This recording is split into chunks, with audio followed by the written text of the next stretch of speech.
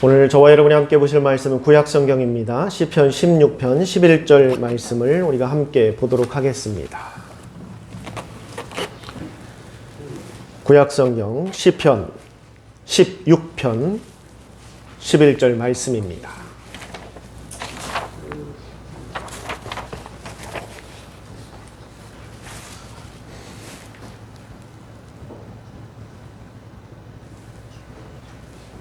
우리가 한 목소리로 같이 말씀을 봉독하도록 하겠습니다. 11절 말씀 같이 읽겠습니다. 시작. 주께서 생명의 길을 내게 보이시리니 주의 앞에는 충만한 기쁨이 있고 주의 오른쪽에는 영원한 즐거움이 있나이다. 아멘.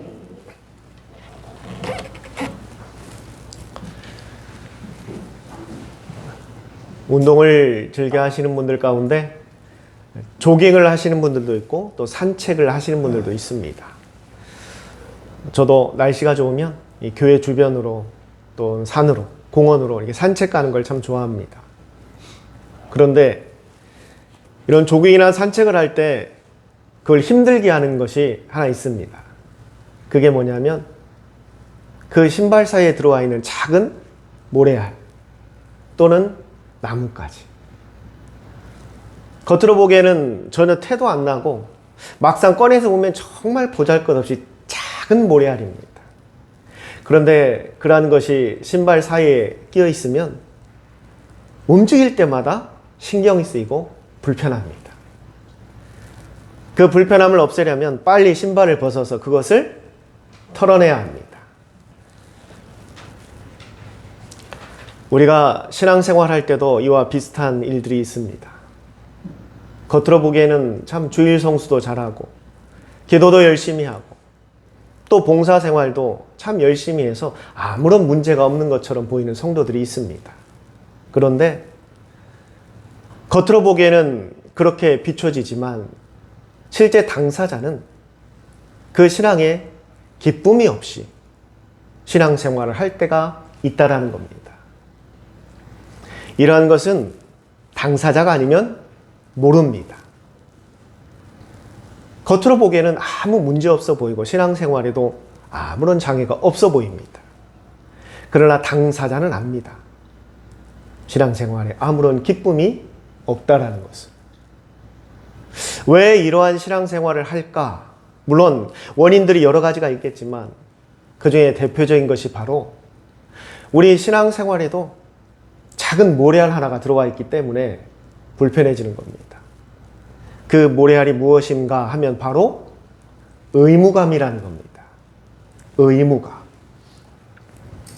신앙생활을 기쁨으로 하는 것이 아니라 의무감 때문에 주일 성수를 하고 의무감 때문에 기도하고 의무감 때문에 봉사하고 의무감 때문에 헌금하는 순간 그것은 신발 사이에 끼어있는 모래알처럼 우리의 신앙을 매우 불편하게 만듭니다. 이것을 빼내지 않으면 우리의 신앙은 점점 더 힘들어지고 그 신앙에 아무런 만족감도 기쁨도 누리지 못하는 상태가 되어버립니다. 의외로 많은 그리스도인들이 신앙생활을 해야만 하는 일이라고 생각한다고 합니다. 여러분은 어떻게 생각하십니까? 예배드리고 또 교회 출석하고 봉사하는 것을 내가 기독교인이라면 내가 예수를 믿는 사람이라면 당연히 해야만 하는 일이라고 생각하고 계십니까? 의외로 많은 성도들이 신앙생활을 그렇게 이야기한다고 합니다. 당연히 교회 다니면 해야 되는 일, 당연히 예수 믿으면 해야 되는 일, 그렇게 여기고 있다고 합니다. 주일 성수, 봉사, 헌금, 기도, 이 모든 것이 의무가 될 때 우리는 지치고 맙니다. 그러나 하나님께서 우리에게, 또한 예수 그리스도께서 우리에게 이 신앙에 대해서 이야기할 때 신앙은 견디는 것이라고 말씀하신 적이 없습니다. 참아야 하는 것이라고 말씀하신 적이 없습니다. 그럼 주님은 우리에게 신앙을 뭐라고 말씀하셨는가? 딱 한마디로 누리는 것이다 라고 말씀하고 계십니다. 신앙생활은 뭐 하는 거라고요? 누리는 겁니다. 즐기는 것이고요. 그 안에서 기쁨을 얻는 것이 신앙생활하는 주된 목적이라는 겁니다. 그런데 여러분들은 어떻습니까? 신앙생활을 지금 누리고 계십니까? 아니면 의무감에 하고 계십니까? 의무감에는 기쁨이라는 단어가 어울리지 않습니다. 그저 책임감 때문에 신앙생활을 한다면 만족감이 없습니다. 그래서 우리의 신앙생활이 불편해지고 지칠 수밖에 없는 것입니다. 우리의 신앙생활이 주님 오시는 날까지 계속해서 건강하게 이어지려면 빨리 이 의무감이라는 돌을 빼내야 합니다. 그리고 다시금 우리의 신앙이 기쁨의 신앙으로 되돌아가야 합니다. 그것이 여러분의 신앙과 또한 교회를 위해서, 또한 우리 기독교 전체를 위해서, 또 복음을 위해서도 매우 중요한 일입니다. 성도들이 건강하고 기쁨이 있어야 교회가 기쁜 교회가 되는 겁니다. 그래야 세상 가운데 기쁨의 말씀을 전할 수 있는 것입니다. 오늘 우리는 어떻게 신앙이 우리 삶의 가장 큰 기쁨이 될 수 있는가를 나누고자 합니다. 우리의 신앙이 우리의 삶의 기쁨이 되는 세 가지의 이유를 오늘 성경에서는 말하고 있습니다. 첫째로, 신앙이란 조건이 없는 사랑 안에 머물고 있기 때문에 기쁜 것입니다. 세상의 기쁨은 내가 무엇을 해냈을 때 주어지는 성취로 오는 기쁨입니다. 그게 일이 되었던, 관계가 되었던, 내가 무언가 해냈을 때, 이루었을 때 오는 기쁨이라는 것이 있습니다. 그렇기 때문에 반대로 하지 못했을 때, 이루지 못했을 때는 불안함이 찾아옵니다. 하지만 신앙의 기쁨은 하나님이 나를 있는 그대로 사랑하신다라는 그 존재를 통해서 누리는 기쁨입니다. 이해하기 좀 어렵죠? 아주 쉽게 설명해 드리겠습니다. 또 양 목사가 잘하는 게 그런 거 아닙니까? 쉽게 풀어주는 거. 세상에서는요, 사람에게 무엇인가를 상을 준다든지, 그 공로를 인정한다든지, 뭔가 대가를 주기 위해서는 성적표가 필요합니다.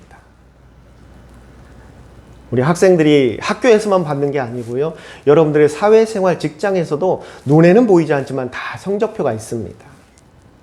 이 사람이 얼마나 일을 잘했는가, 얼마나 성실하게 임했는가, 어떤 성과를 거두었는가, 무슨 일을 이루어냈는가에 따라서 세상은 그것을 성적에 따라 평가하고 거기에 합당한 대가를 또는 상급을 지급합니다. 그런데 하나님은요, 성적표를 보는 게 아니라 가족관계 증명서를 봅니다. 하나님의 자녀만 되면 됩니다. 하나님의 아들만 되면 됩니다. 하나님의 딸만 되면 하나님은 무조건적으로 부어주십니다. 잘난 아들, 못난 아들, 키 큰 아들, 키 작은 아들, 돈을 잘 버는 아들, 못 버는 아들, 세상에 죄가 많은 아들, 그렇지 못한 아들, 하나님은 그것을 구분하지 않습니다. 하나님의 자녀만 되면, 하나님의 아들만 되면, 하나님의 딸만 되면 하나님은 모든 것이 다 오케이입니다. 이게 바로 조건 없이 우리에게 부어주시는 하나님의 사랑이 우리의 기쁨이 되는 근원입니다. 또한 신앙이 우리에게 기쁨이 될 수 있는 두 번째 이유는 무엇인가? 바로 신앙은 삶의 목적을 분명하게 제시하고 있기 때문입니다. 사람이 가장 불행할 때는 방황할 때라고 말합니다. 내가 무엇을 해야 될지를 모를 때, 어떤 일이 벌어졌다든지 어떤 사건이 생겼다든지 또는 내가 해결해야 될 문제들이 내 인생 가운데 찾아왔을 때 그걸 해결할 수 있으면 그 사람은 결코 불행하다라고 말하지 않습니다. 그런데 내가 불행하다라고 말하는 건 해결할 방법을 찾지 못하기 때문에 불행해지는 겁니다. 그 인생에 사고가 많아서, 사건이 많아서, 문제가 많아서 불행해지는 것이 아니라 그 해답을 찾을 수 없기 때문에 그 인생이 불행해지는 겁니다. 그래서 인생의 불행은요, 내 인생에 얼마나 사건, 사고가 많은가 그 개수가 중요한 것이 아니라 그것을 해결할 수 있느냐, 없느냐가 중요하다라는 겁니다. 평상시에 아무런 문제가 없다가도 정말 큰 문제 하나가 처음으로 생겼는데 그 문제를 내가 해결할 수 없다면 그 인생은 이제 불행한 인생이 되는 것입니다. 그러나 신앙은 우리에게 분명히 말합니다. 우리가 어디에서 왔고 또한 우리가 왜 살아가고 있는 것이고 결국에는 우리가 어디에 가야 하는지를 끊임없이 우리에게 명확히 설명하고 있습니다. 성경은 흐릿하게, 대충, 어렴풋이 이렇게 말하지 않습니다. 하나님이 분명히 우리를 창조하셨습니다. 또한 우리가 살아가는 목적 자체가 하나님의 영광을 위하여, 그리고 우리는 하나님의 자녀가 되는 순간 모두 영원한 천국에 가게 됩니다. 이 진리를 성경에서는 단 한 번도 희미하게, 흐릿하게 설명한 적이 없습니다. 매우 명확하게, 분명하게 하나님부터 예수 그리스도까지, 또한 성경의 모든 우리 믿음의 선배들이 끊임없이 우리에게 이야기하고 있습니다. 결국 우리가 어디에 가야 하는지를. 여러분, 제가 여러분들에게 가끔 말씀드리잖아요. 인생이 정말 평안하고 인생이 안정적이 되려면 뭐 수입이 많아야 되고 뭐 명성이 있어야 되고 어느 정도 지위에 올라야 되는 것이 아니라 내가 어떻게 되는지를 분명히 아는 사람이 평안하다. 그 결말을 아는 사람이 평안하다. 지금 인생에 작은 우여곡절, 작은 환난과 고난이 있다 할지라도 나는 분명히 하나님의 자녀이기 때문에 천국에 간다.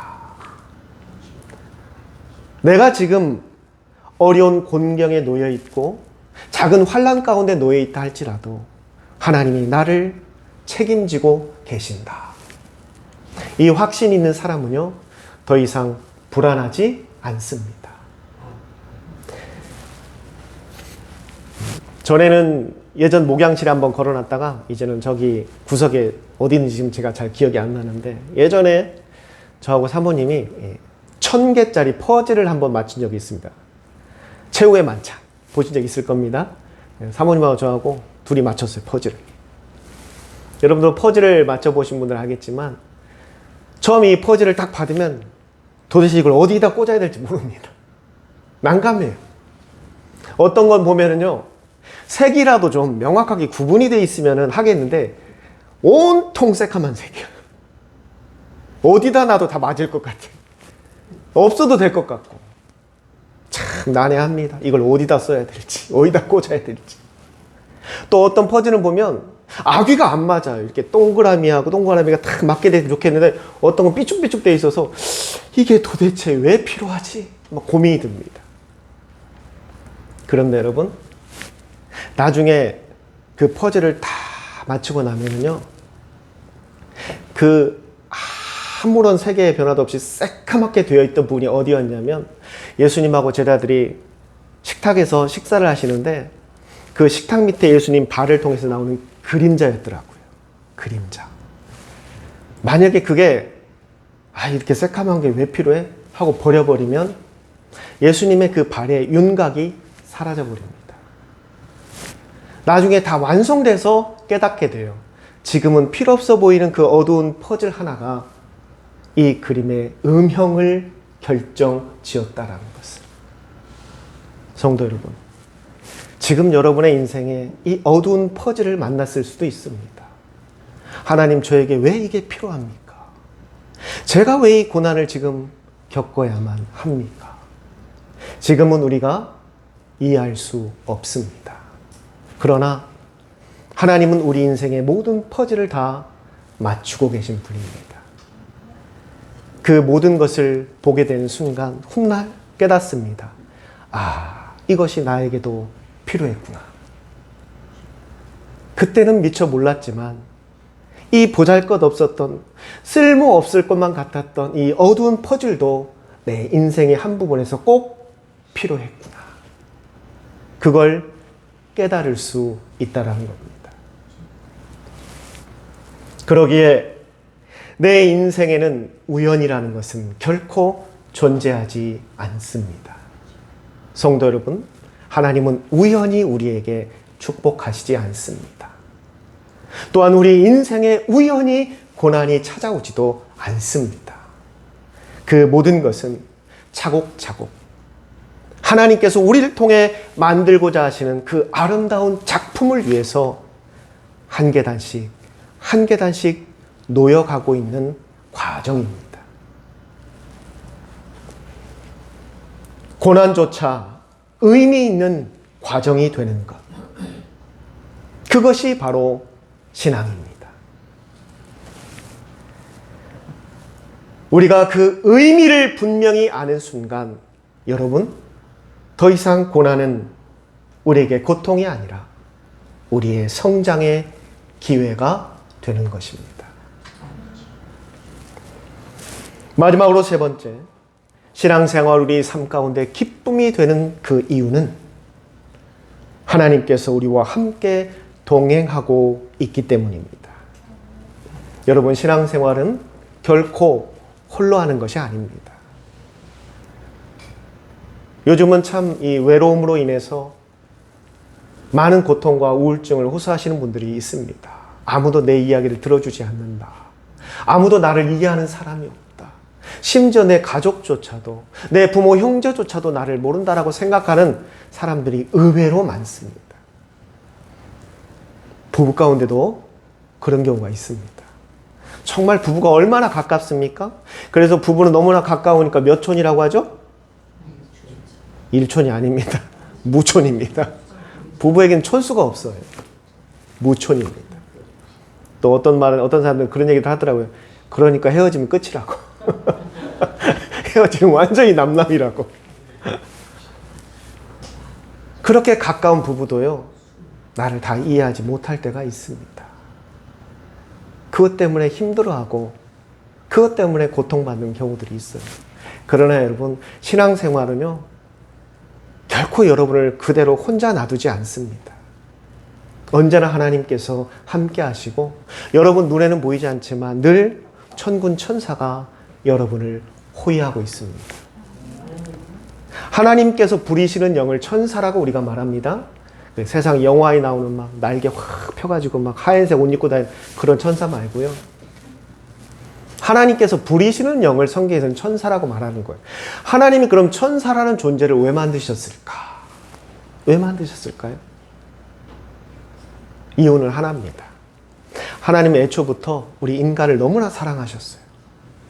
그리고 우리를 이 땅에 만드셨을 때 우리에게 자유의지와 함께 우리가 모든 것을 결정할 수 있는 권한도 주셨습니다. 그런데 그 결정이 늘 불안하고 불안정합니다. 우리는 그래 늘 실수하잖아요. 하나님은 그걸 알고 계십니다. 우리가 실수할 수도 있고 잘못 선택할 수도 있다는 걸 하나님은 누구보다 잘 아세요. 왜? 우리를 만드신 분이기 때문에. 그럼 그걸 어떻게 해야 되겠습니까?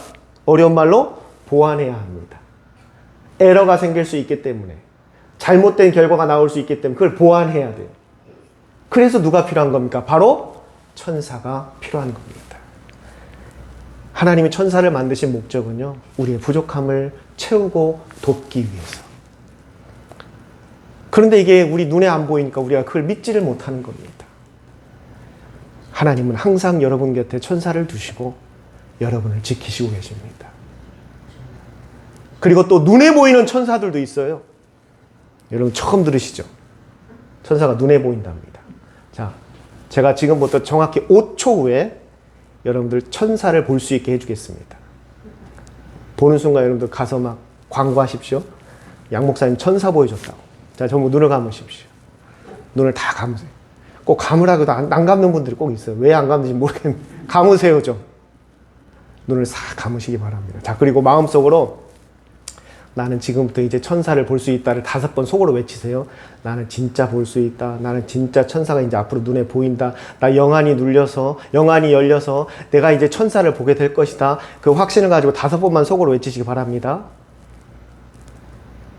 자, 그만. 자, 이제 지금부터 천사를 보여드리겠습니다. 자, 긴장되시죠? 천사가 어떻게, 눈 뜨지 말라니까 왜 초치는 분들이 계셔, 지금. 눈 뜨라고 할 때 뜨세요. 자, 지금부터 이제 천사를 보여드리겠습니다. 놀라지 마십시오. 여러분들 생각하던 거하고 조금 모양이 다를 수 있습니다. 지금 천사가 이제 여러분들 옆에 왔어요. 자, 눈을 뜨시고 옆 사람을 보시기 바랍니다. 바로 그 사람이 천사입니다.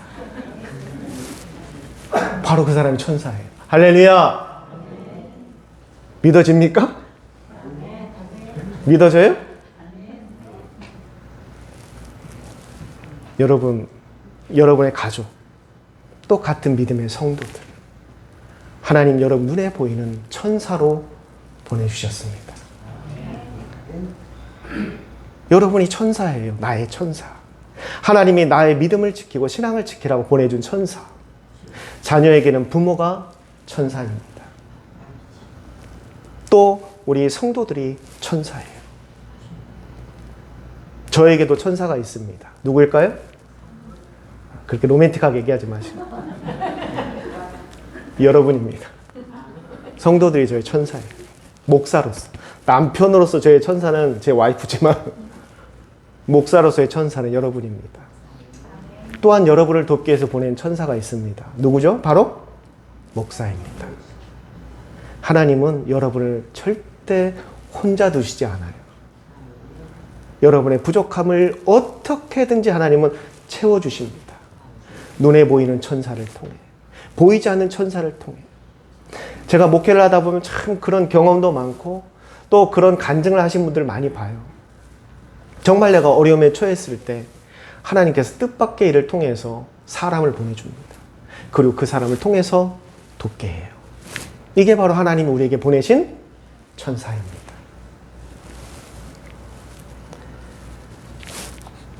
우리가 인생을 살면서 때로는 외롭고 막막한 길에 서 있다라고 느껴질 때가 있습니다. 그럴 때 오늘의 이 말씀을 떠올리십시오.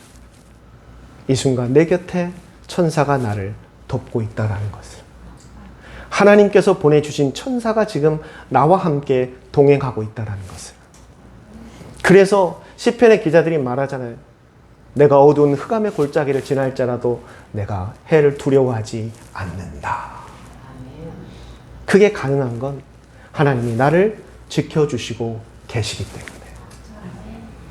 신앙생활이란 이런 것들을 누리는 겁니다.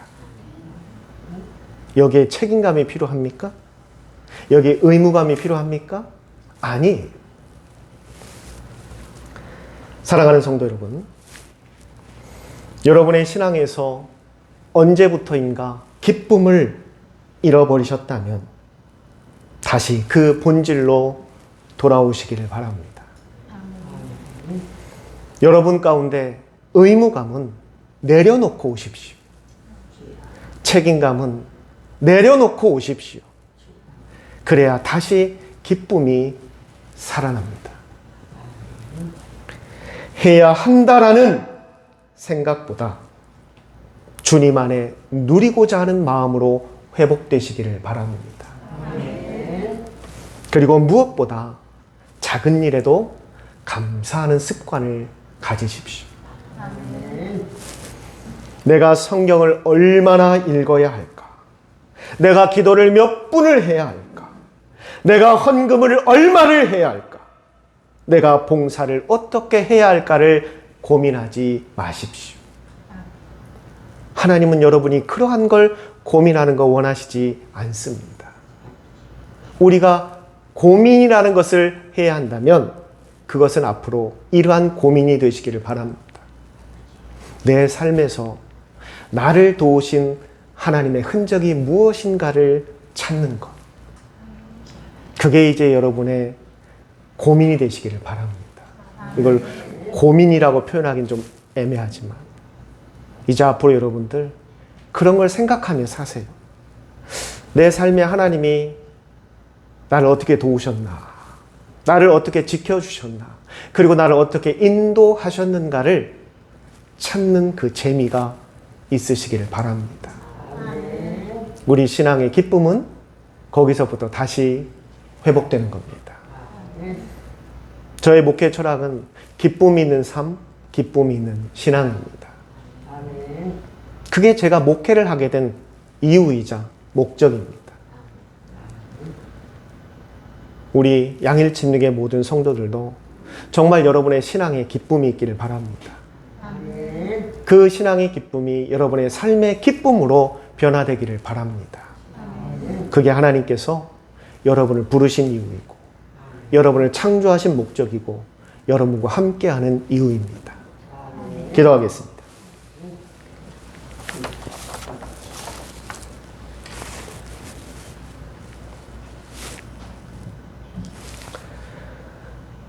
사랑과 기쁨의 주님, 신앙을 무거운 짐이 아닌 하나님의 자녀된 특권으로 누리게 하옵소서. 이제는 나의 노력이 아닌 하나님이 행하신 사랑에 집중하며 존재 자체로 기뻐하는 확신을 부어 주시옵소서. 때로는 인생의 고난이라는 터널을 지날지라도 우리를 가장 아름다운 작품으로 빚으시는 성장의 과정임을 믿고 그 의미 안에서 다시금 깊은 기쁨을 찾게 하옵소서. 막막하기만 한 현실 속에서도 우리의 작은 신음에도 응답하시며 언제나 곁에서 우리를 붙잡아 주시는 성령님의 친밀한 동행을 신뢰하게 하여 주시옵소서. 눈에는 보이지 않는 그 주님의 손길이 우리를 붙들고 계심을 믿기에 우리는 오늘 다시 웃으며 일어설 수 있습니다. 이제는 그저 신앙을 견디는 것이 아니라 누리기로 결단하며 우리와 함께 하시는 예수 그리스도의 이름으로 기도드립니다. 아멘.